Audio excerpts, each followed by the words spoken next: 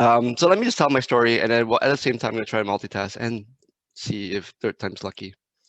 Well, actually, I'm just gonna reboot my iPad first. Okay. All right. So what happened? So let me start with the beginning of the story. So once upon a time, there were two pioneers of the online jobs market. Right. So it was JobsDB, who was founded in 1997, and JobStreet was founded in 97. JobsDB was founded in 98. So these two companies were like real pioneers in the online jobs market space in Southeast Asia. Right. They're operating in 7, 8, 9 countries, fierce competitors. This was a brand new playing field for them, right? And they really went at it.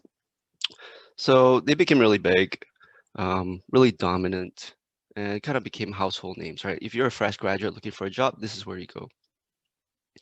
Now, at the same time, there was this little company called Seek. I think it started in Australia around 98 or 99, around the same time. And Seek itself became very successful. So around 2009, 2010, Seek became a little, itchy for acquisition. And he was looking like what companies can I start acquiring, investing in.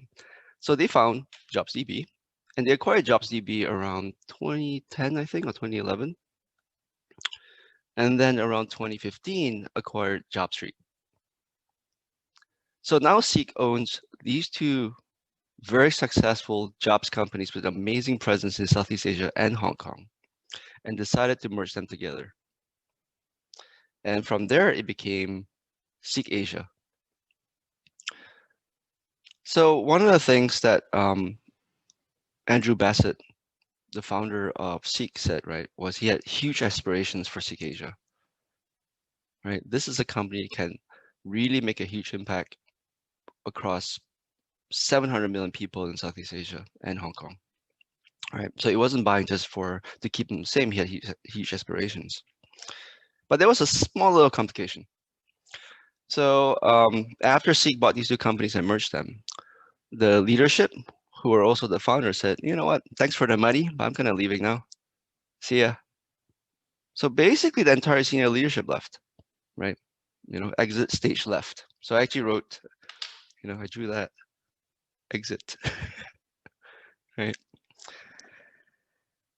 And what that left was a company without senior leadership, a company that was still largely operating as two separate entities. The staff were in low morale. There was a lot of misunderstanding, uncertainty, distrust for each other. They had legacy technology because what happened was these companies that were trying to make themselves attractive for acquisition took quite a lot of shortcuts in the technology to push out their business numbers, their KPIs, but really the technology suffered. And on top of that, you had two competitors that was increasingly becoming global called LinkedIn and Indeed. So there were massive, massive dangers on the horizon for this, rebirth of a company called Seek Asia. So let me fast forward to this year, 2020. All right. Sorry. So Seek Asia was merged together in 2015. Fast forward 2020, we won the World Agility Forum Agile Great Place to Work Award. So what happened in those 5 years, right? What happened in the interim time, right? How did we actually get there? So to tell you the story, I have to bring it back to 2016, right? So it's a new beginning, a new hope for the company. So given that the leadership basically all left, we had to start with new leadership. And the first person that was brought in was a chap named Daniel Walters, who came in as a CIO. I'm just looking. So Daniel registered, but he couldn't be here. Otherwise, he'll be able to add a lot of perspective to this as well. But he was the first person that came in. And I was the first person he hired. Right. So I came in as like agile guy. Right. Didn't really know what I was stepping into. He said, hey, I need to look for an agile person.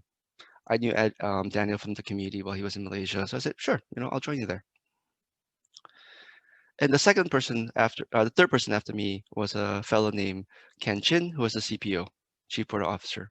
So the three of us, Daniel, Ken, and myself, we basically had to take a decision, right? Like, how would we want to look at this organization?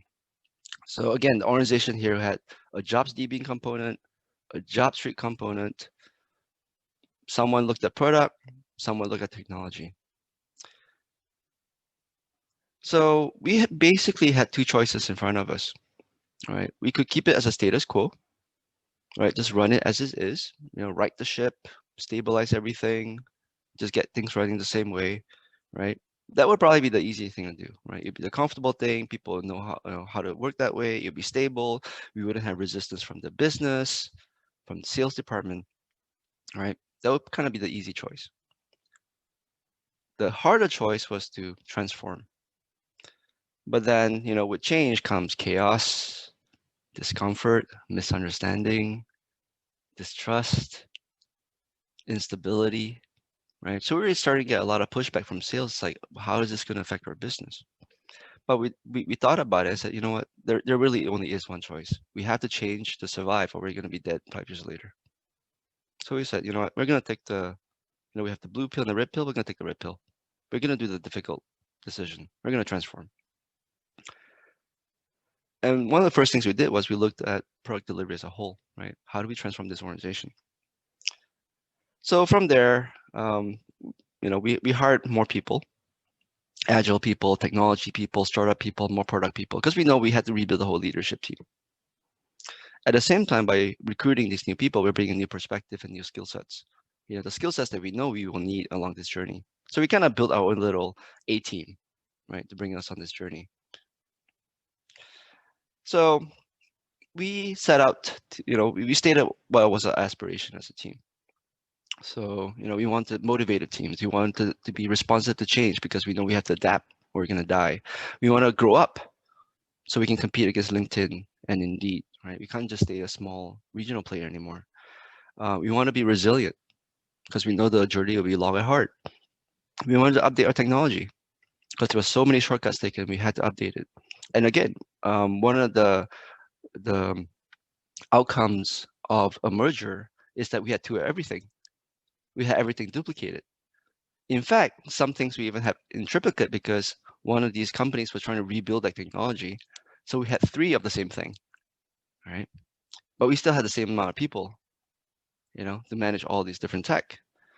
We wanted a single culture. We didn't want to have jobs DB culture and a job street culture. We wanted to have a Seek Asia culture.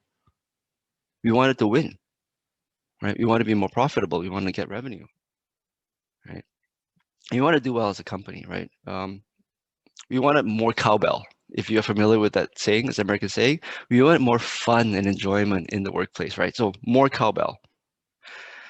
So the question then was, we want to transform. We have this big aspirations. We want to live up to our potential. But the question at this point is, how can we transform? And specifically for me, so this is my story as an agile person, how can we transform to be more agile? That is the question. So we were pondering that. Well, I was pondering that, and the answer I arrived at was, let's use agile to be agile, right? So I know that's kind of meta, but that's actually a repeating pattern in our story, right? Use agile to be agile. So at this point, if I'm putting my agile hat on, right, then the question I have to myself is, what is the product? What product am I building? The product was my organization, and the organization was called Product Delivery, a single organization that delivers product to all our customers through multiple brands, but it was a single product. And how we did it was as a single product and technology organization, right? Product and tech, we were joined at the hip. We were one. That is the product. How will we deliver this product?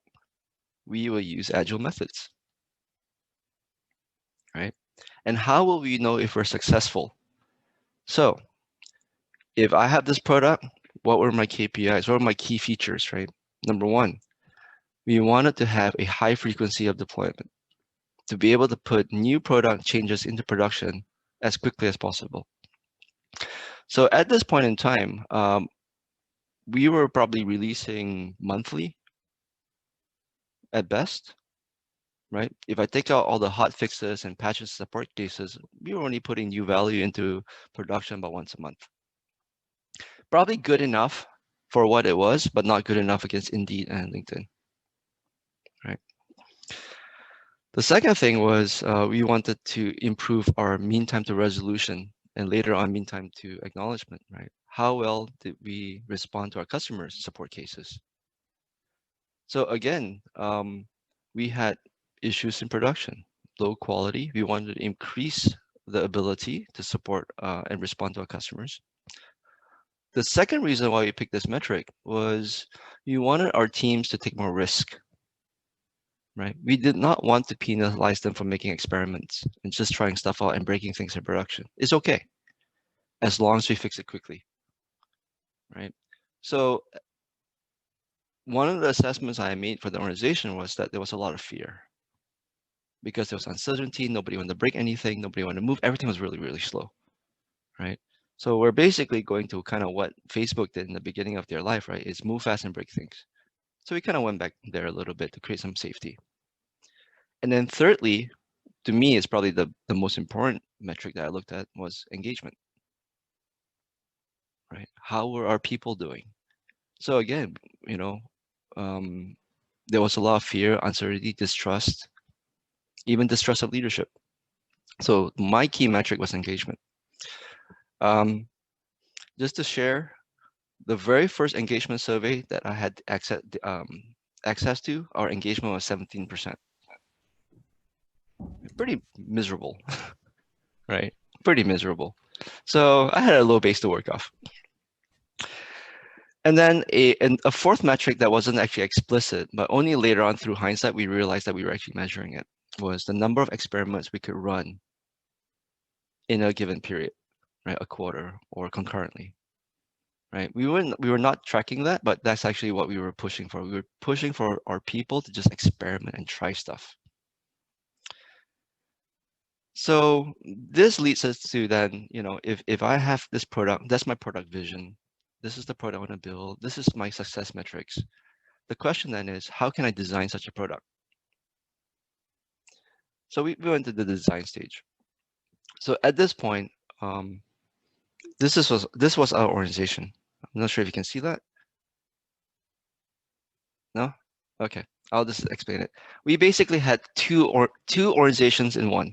We had a JobStreet site and we had a JobsDB site. So the color was the color for JobStreet was yellow, the corporate color, and the JobsDB color I think was like blue and green. So they would actually call each other by the colors, like, oh, you know, the yellow side, the green side, or the blue side, right?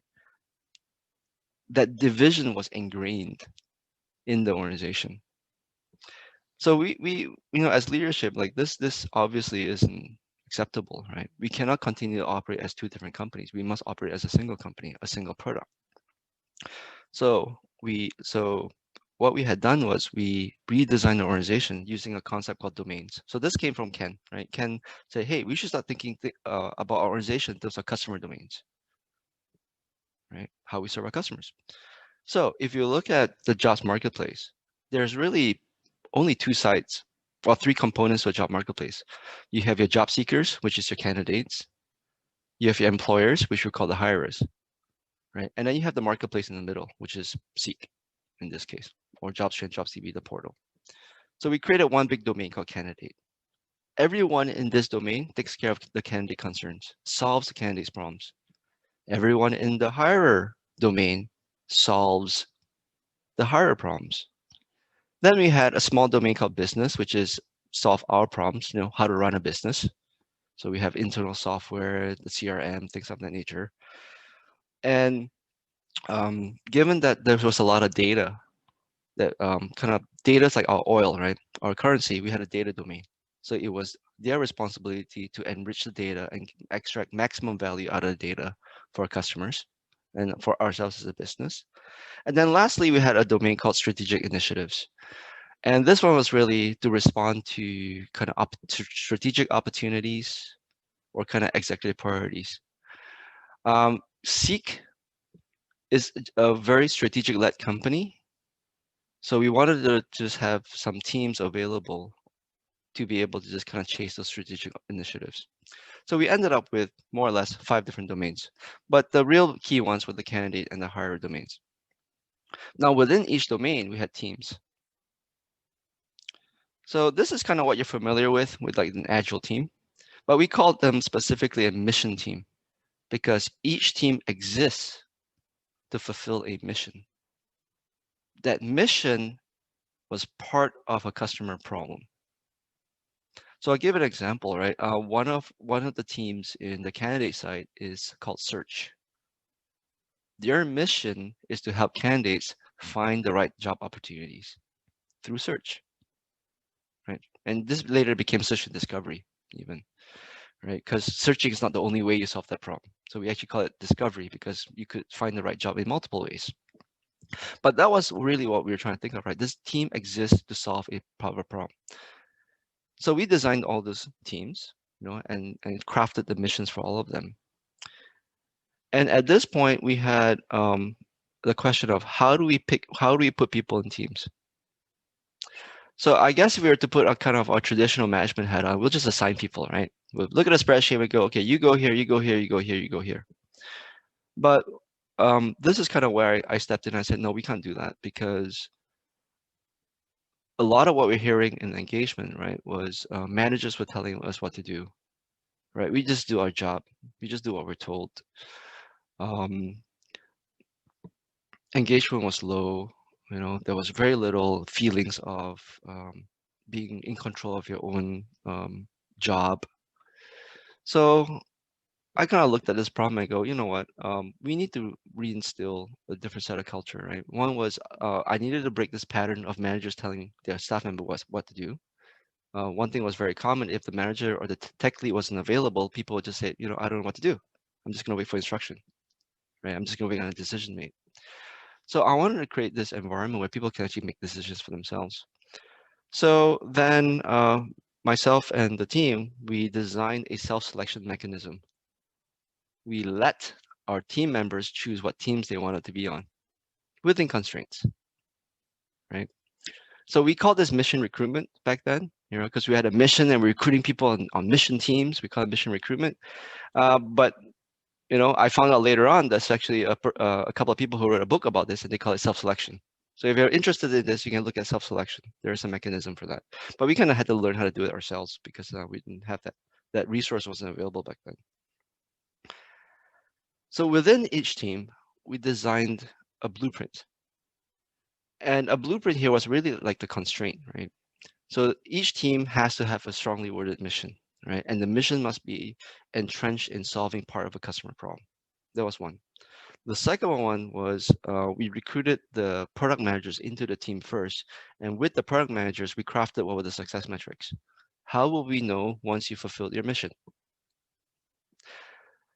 The other thing was each team was a stable team. Once you're in a team, you can only be on one team at once, right? If you're a product manager, you only focus on one team. If you're an engineer, you only focus on one team. We're not sharing resources.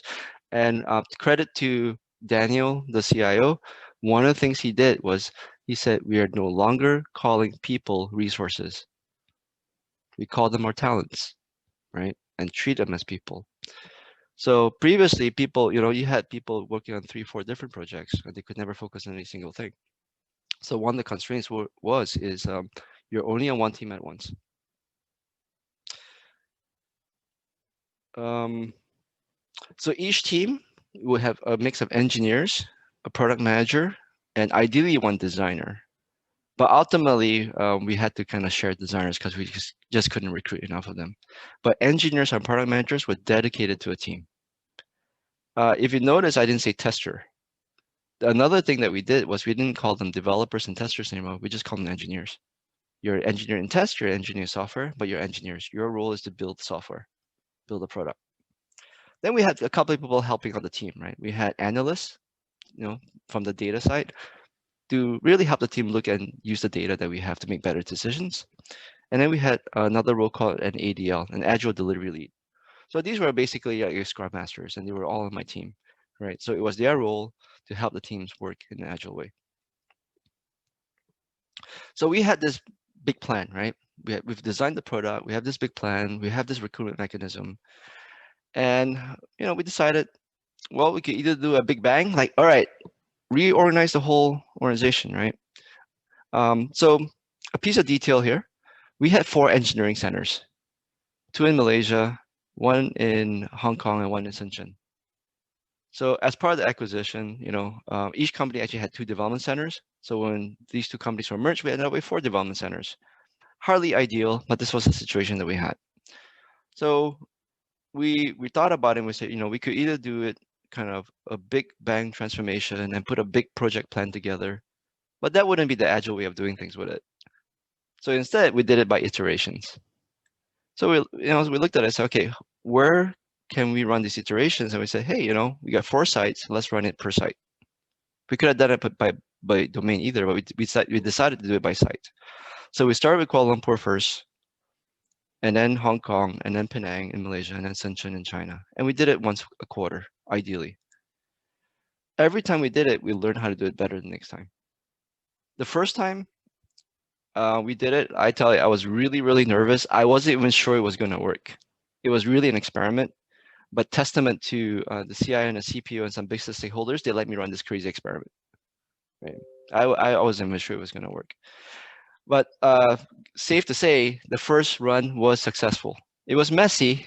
It was hardly ideal, but it was a good enough MVP just to say, okay, this actually works. Everyone ended up in a team. Nobody got left out. Well, okay, one person didn't get a team, and I had to deal with that. But she's still with the company, and she's very happy now. She found a new role. But it was a really mad scramble to make sure everyone had a place and things were clear, right? And we were really glad we ran in iterations, right? Because there was so much to learn just by doing it the first time. I can tell you, by the 4th time that we did it, I was hardly involved because my team ran the whole show, right? That's how much we learned, and by doing it in iterations, we developed the capability to rerun this thing. So by the last one, I wasn't even involved. My whole team ran the recruitment. So we thought about doing change in iterations. There were lots of problems along the way. So I wrote down a couple of quotes that I remember, right? A very common one was, I am not familiar with JobsTree or JobsDB. Very common. I'm not familiar with the other side, basically. So if I came from JobsDB, an excuse would be, I don't know their system. I don't want to work on it. But part of the squad design, the team design, was that we didn't care about brands anymore. If you were responsible for this part of the customer problem, you were responsible for that problem across all the brands, both JobsTree and JobsDB, right? So that was a very common complaint. Another one, leaders don't listen. We're suffering. They don't listen to us. They don't care about us. I'm lost. I don't know what's going on anymore. I want a promotion for sticking around. I want a pay rise. And and this is real. Why didn't I get a Mac? So what happened was we had a team that started getting Macs because we were looking at giving people the better tool, and go, how come that team gets a Mac and I did it? So there are all these problems, big and small, across the organizations, right? So it was almost like it was starting to feel like death by 1,000 cuts. There were small problems everywhere, and we were because we were a team, right? We were kind of responding to things as they were happening, being very, very reactive. So this was a problem to solve for us. So kind of looked at it, discussed it, and said, okay, you know what? How can we overcome this? Well, there's really 3 things we need to solve this, right? This kind of situation. We need planning, we need lots of feedback, and we need to respond to the feedback. So we said, okay, if this is our product, let's just run it by iterations. Let's run leadership by iterations. So I set up a leadership meeting every 2 weeks. So that was our iteration length. We would set up a board and a backlog for transformation. So during these meetings, leaders will hear stuff from people. We'll discuss it, and we'll put things in the backlog, right? We can say, hey, this problem seems to happen across multiple sites. Let's identify that pattern, that piece of work, and then, put it as a high priority to solve rather than something that's a bit lower. Because we had to have that focus, right, of where to focus on. So we were planning every 2 weeks. The other thing we looked at was we know we wanted feedback, right? The more feedback that we could get, then we would know where to respond. So how do we develop that feedback mechanisms in the organization? And then the last one was um, how do we respond as a leadership team? So let me walk through what we did briefly for each one. So on the planning side was really running it using Scrum to run leadership, right? Backlog board, run an iteration every 2 weeks. In terms of feedback, we went and got this tool called Office Vibe, right? So Office Vibe is a continuous engagement survey tool. And so before we had that tool, there was a yearly engagement survey and maybe a 6-month pulse check, maybe if we had the budget for it. But what we decided was, if we don't have the feedback from our talent, we're basically flying blind. We have no data coming back. In which direction do we go, right? So we decided to just invest in this tool called Office Vibe. And Office Vibe sends out a weekly micro survey. So you're basically getting near real-time data about how your organization's doing. And that became kind of both our guide for me and some of the leaders who's really focused on engagement. At the same time, our employees could give anonymous feedback. So we knew that not everyone felt safe in the organization. So we wanted to create an outlet for them to be able to just kind of get things off their chest. Uh, but at the same time, this is happening. As leadership, we inculcated the culture of having one-to-ones, skip levels. The CPO and the CIO would meet with developers and engineers, as would I. I'll do whole team ask me anything, right? So we basically had numerous methods to just try to create an environment where our talent would just tell us what's happening with them. How are they doing? What are the challenges? What are the problems that you're facing, right? Just give us as much feedback as we can. And then once we have all these data, we got to make sense of it, right? So in choosing how to respond, so previously we were kind of like all over the place, right? Ad hoc, we responded to like every single piece of feedback, or we would not respond to a very important piece of feedback. So we really had to look at all this data and understand like what is it that is actually critical to us. Later on, so part of this was we just created a series of principles to help us really make decisions, to help us like understand what's valuable and what's less valuable. And one of our principles was, we won't leave pieces of feedback hanging, right? So in Office Vibe, our commitment was we'll respond to every piece of feedback within a week. Sorry, we will respond to every single piece of feedback. There was no unresponded piece of feedback from Office Vibe, and ideally we did it within the week. One of our other principles was to over communicate. So we call it the 5X, right? If you want to communicate it 5 times. So my team and I designed a series of town halls, newsletters, emails, Slack channels, just to get information out there, right? This is, we hear you as a leadership team. We are going to respond to you or we won't respond to you, but at least we get the information out there and we do it 5 times. Try to do it 5 times. All right. The other thing we did was we wanted to create a culture where team members can pursue mastery. So we call this sharpen the saw, out of the 7 habits from Stephen Covey. So this idea came from the CPO. And we managed to have the business agree that within product delivery, we will give 3 hours every week just for learning. So Friday 3 to 6, just for learning. No meetings, no work, put all your tools down. This is a time for you to learn. I think in reality it was more like half a day because the teams will go out for lunch and when they come back they're not working anymore. So it's really about half a day, right? And the reason we want to do that was we inherited an organization that did not invest in people very much. right? So there was a period of time in JobStream and JobsDB where the founders wanted to, make the company attractive for sale. And by doing that, they probably underinvested in the growth of their people. But, Seek Asia kind of inheriting the values that Seek has, we value our people, right? We don't want to just let them go and hire new people. We want to value our people. So we want to give them time back to learn. So that created a container where the sole purpose was just their learning, and we gave them, resources like online learning. We built up libraries. We did peer learning. I would do sessions with them. The CIO and CPO would do sessions just to help them learn, right? Later on, I also developed a whole L&D program around this, but we can talk about it at the end if you're interested in that. So this was really to, firewall off time so that you can just learn and sharpen your saw. This was also in direct response to some of the engagement surveys where people feel that they were not growing.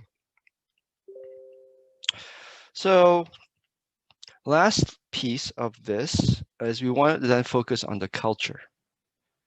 And for me, this is my point of view.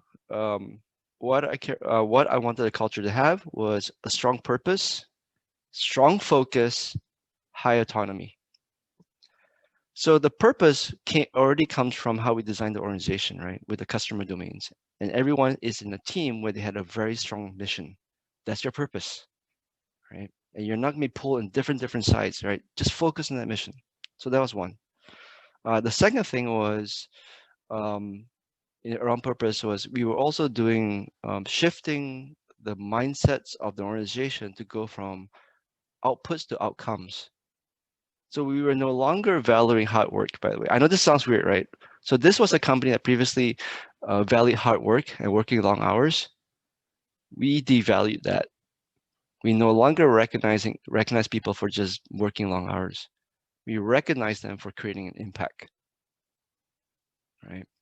So, so this affected how we evaluated people, how we communicated the organization, what we cared about as a leadership team, and we started rewarding the people who later become role models that they had that outcome-oriented mindset, helping a customer, helping another team member, helping another team, in order to really create an impact rather than just doing this the whole day. So that was one. The second one was having the hyper focus. This is where OKRs came in, right?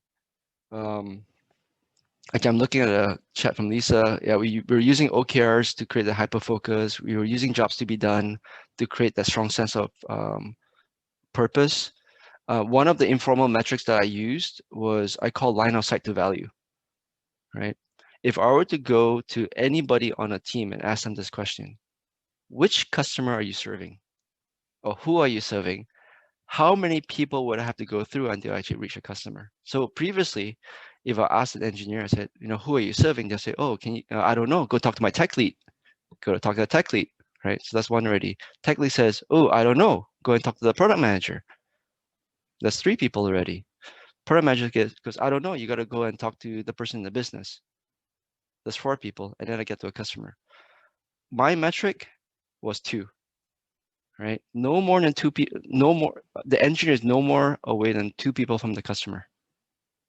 Right? So what will happen then is engineer says, I don't know, talk to the product manager is in direct contact with customers.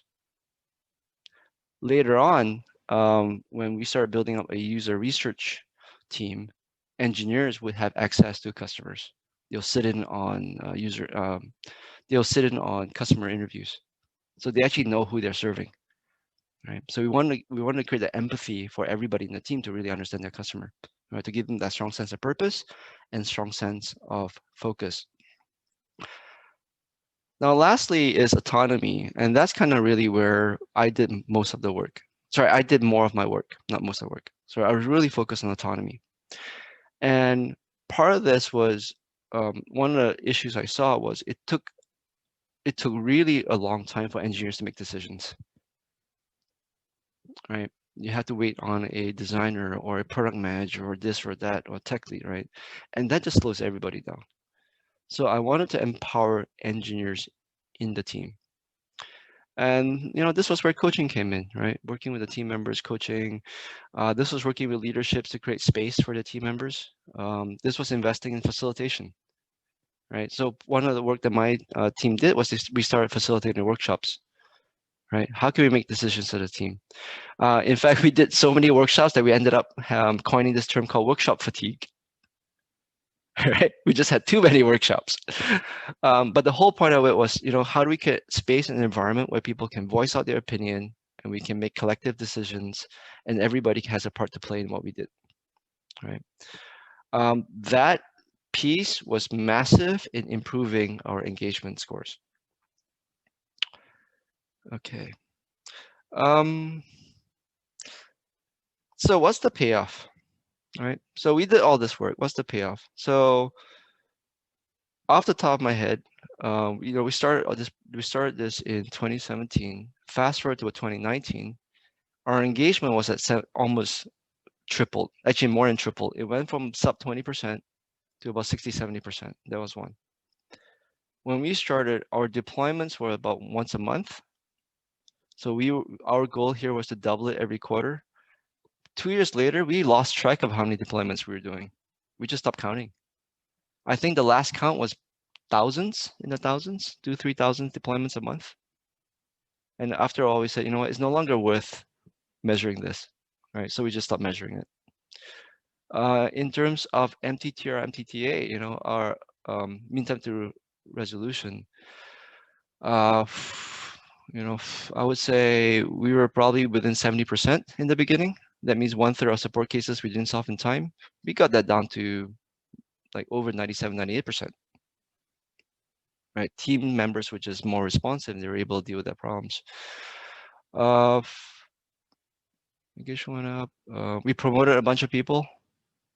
All right, so that was actually a metric that came along is how many people we could promote, and I think we promoted like almost 40% of the organization, and that was a measure of how they grew.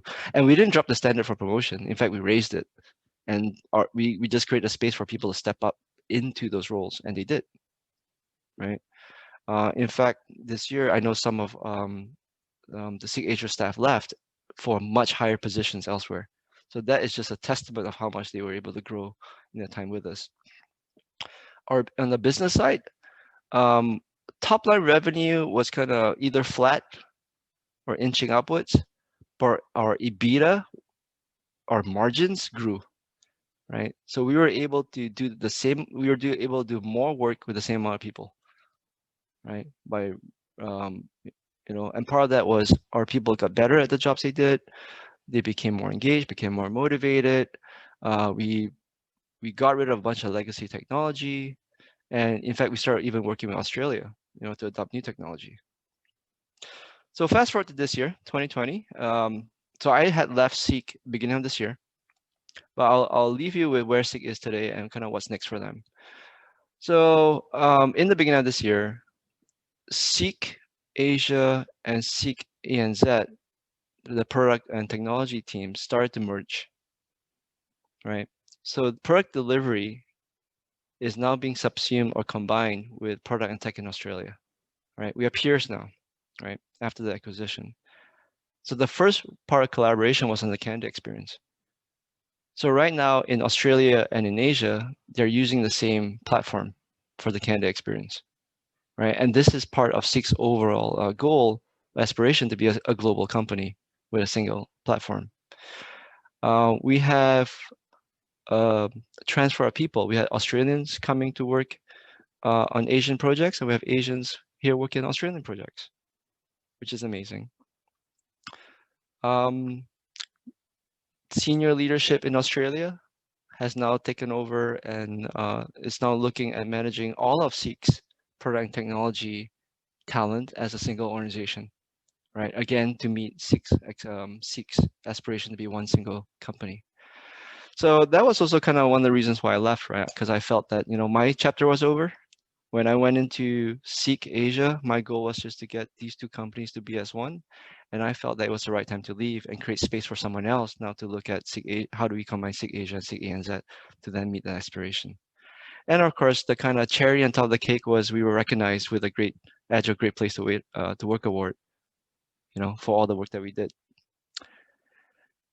All right, so that comes to the end of my sharing. So thank you very much. And we'd love to have a discussion with you on what you find interesting and what you would like to know more of. Oh, awesome. Thanks, Z. Maybe while people are thinking about that, there's I think Rowan asked a question in the chat that's probably one that's always interesting for people to learn more about, and that's maybe talk about a bit more about some of the mistakes that or things maybe that things didn't turn out as you quite expected, and so what were some of those things that you could share? I so again, this is just my point of view. I think the biggest mistake we did, or rather pattern of mistakes as a leadership team, was not coordinating with each other. Right. So a very familiar pattern in the beginning was say there's a team that's struggling, right? And we had teams that were struggling all over the place, right? So if a team was struggling, what they would frequently experience is all of a sudden you had 2 to 3 senior leaders drop in a team trying to fix it. And that becomes extremely overwhelming for that team. At the same time, you had another team that's struggling and they had no support whatsoever. And that pattern was going on for probably like 3 or 4 months until we realized what was happening. And I remember I was in Penang with one of the teams, and I did an AMA with them and said, what's going on and how do you feel and what can we do better? And the first one says, one person shared, I am so confused. I don't know who to listen to.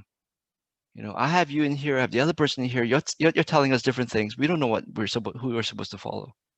So that was a huge moment for me to kind of step back and say, okay, you know what? That's a great point. I'm not going to tell you or give you any advice. I'm just here. I just want to listen to you. What's happening. And I took this feedback back into the leadership team. And I said, this is what I'm seeing, right? And we found evidence that this was happening all over the place. So one of the principles that we defined was no more than one leader per team, right? Doesn't mean other leaders can't support that team, but you own that team as a leader. You make sure that team is doing okay. So that's what we did. We had 16 teams, and we said, okay, which leaders are responsible for which teams, right? And then it is your prerogative as a leadership team to synchronize with other leaders for support, but you own the health of that team. Yeah, so that's a good one. So each leader owned the health of that team, and we're using things like Office Vibe, chats, one-to-ones to make sure that team was actually healthy, right? So that every team got support. That that actually worked out really well for me because I was feeling very burnt out, overwhelmed with all the issues. Now all of a sudden, with that one principle, the whole leadership team can then actually share the load of taking care of the health of the organization. Cool. Anyone else got any questions?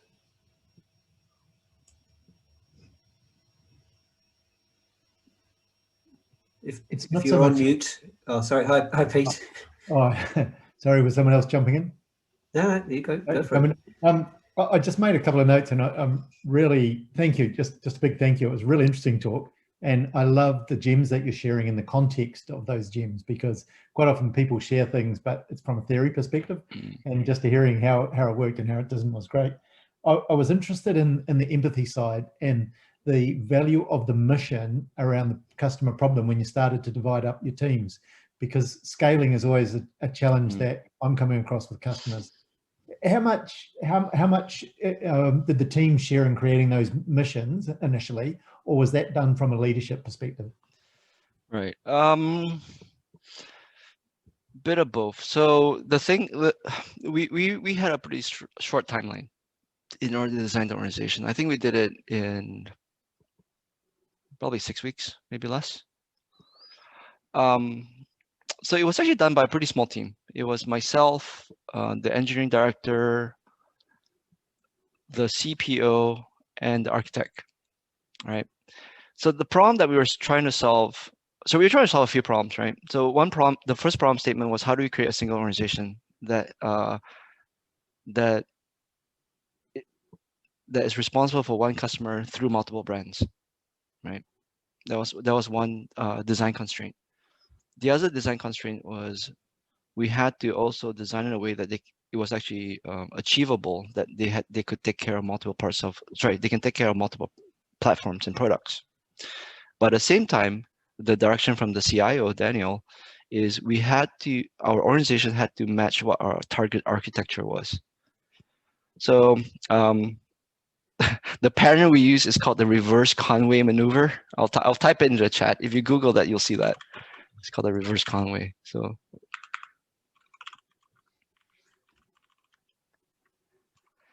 what Conway's law says is you get the architecture that mirrors your organization. So depending on how you organize your people, that's the architecture you end up with. So the reverse Conway is we kind of, Daniel does a much better job. I wish he was here, he can explain it. But it's kind of like, how do you design your organization so that it shifts the architecture to what you want it to look like, right? So I'm not an expert in this. That was kind of his guidance. I'm like, okay, kind of makes sense. We'll do that.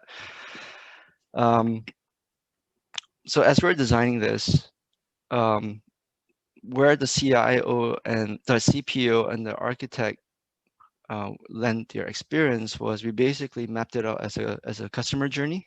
So this was the customer journey for the candidate. This was the customer journey for the hirer. We mapped the technology up into it, and we just basically said, okay, where does it make sense to slice? And that's how we did it. Right. So we took the customer journey, layered it with architecture, and then we just kind of sliced it where it made sense. And from day one, when we communicated the missions, we always say, what, it's a best guess. It's a best guess. We will reiterate and we will reshape it as we need to, which we did, right? So we were adjusting it constantly adjusting it.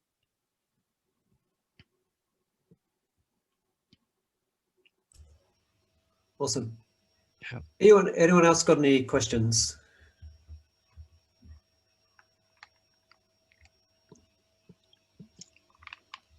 I have. Hi, Hilary. Hello.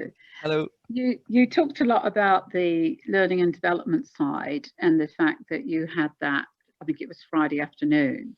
So how was that either structured or not structured? How much was there freedom that people could just go and do whatever they wanted, or was it very, very organized? I'm just fascinated by that.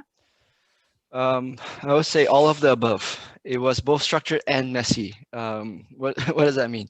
So we did have like a Confluence page, right? So that's like a corporate Wikipedia.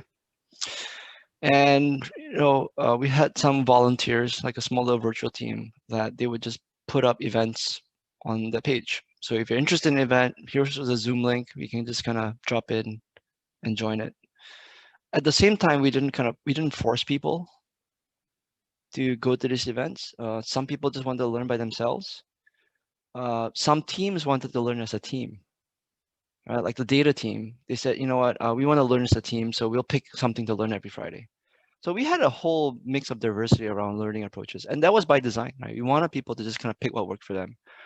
But there was a rule, right? One rule was managers couldn't use that time to get people to do work, couldn't call work meetings. And the second one was, if we see anybody working, we'll say, you should be learning. Again, we didn't stop them from working, but we couldn't encourage them to learn. And part of this, what I found was some people just didn't know how to learn, as odd as that sounds.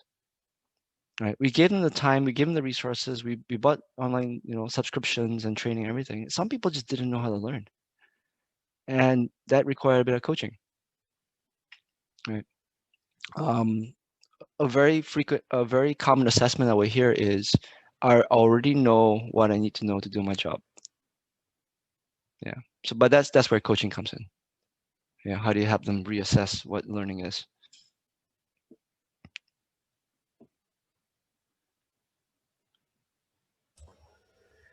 Okay, time for maybe one last question if anyone has anything, and then otherwise we're pretty well on time, so we'll close up. You got any last questions?